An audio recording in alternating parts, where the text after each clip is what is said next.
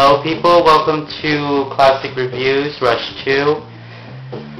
And today we are looking at one of my favorite games from the 1990 series.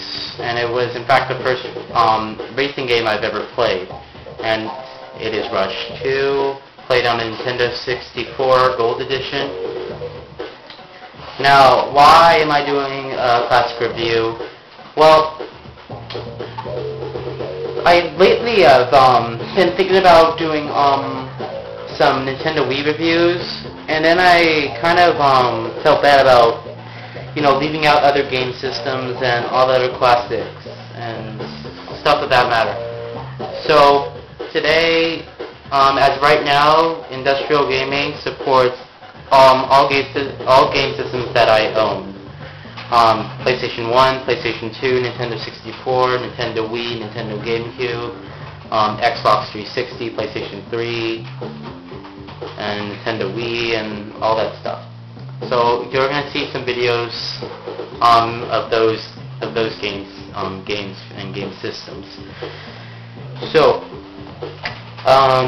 Rush 2 is the second edition of Rush, obviously. You have the one race campaign, circuit, practice, records, and setup. And I'll show you guys some gameplay of the one race campaign.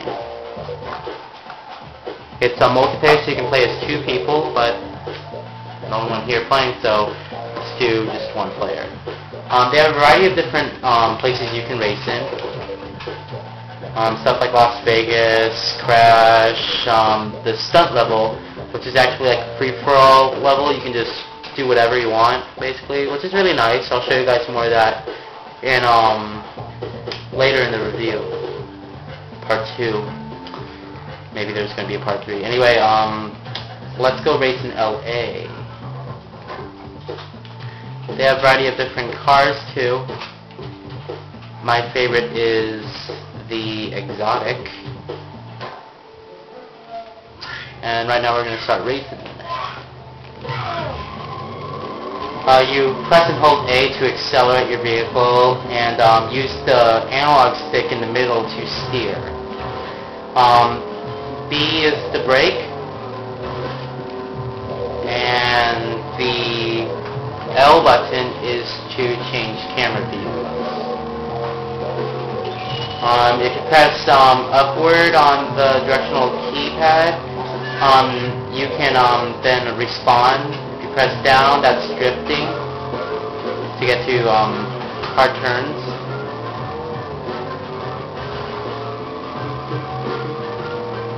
Pressing right on the directional keypad is honking, and other stuff that doesn't matter. But at the time, Rush 2 was both graphically... Oh, there's a glitch right there. It was, I think it was graphically enabled at the time. It looked really good at the time, and I'm sure they sold a lot of copies. Now, imagine what Rush would look like right now in present time if they made one and just came out. Yeah, there'd be lots of Ferraris and some Lamborghinis. I know some Vipers and sports cars, some BMWs, Mercedes, so on and so forth.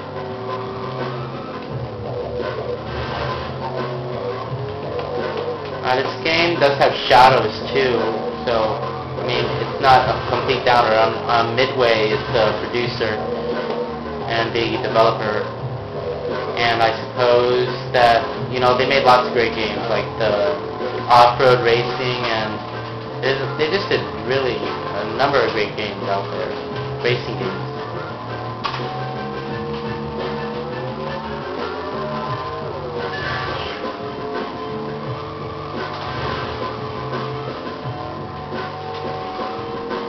Would I rather be playing Gears of War 2 or Call of Duty 5? Yes.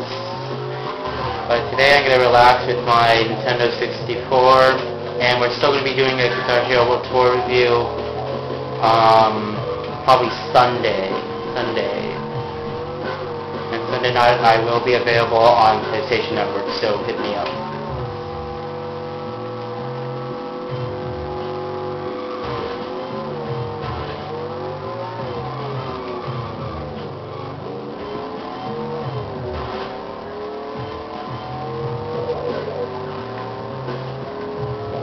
There's a variety of different locations, different stunts you can do, and a variety of different aspects too. This game looks pretty good on an HD TV television. It still looks the same. It still plays in standard definition since that's really all they had. But if you find this on HD television, you're gonna know that it does look really well.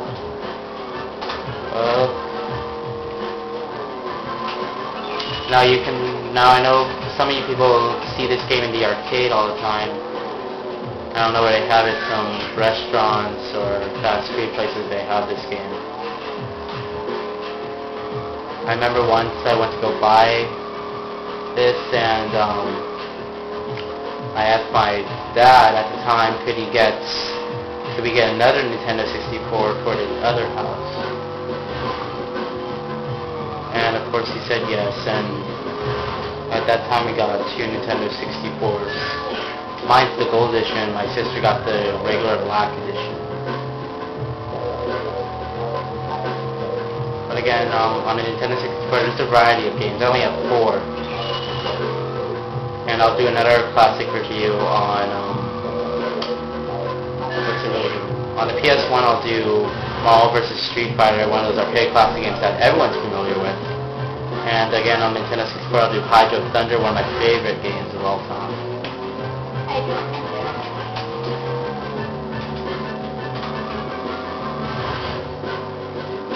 Okay guys, so check back at the second part of Classic Reviews, Rush 2.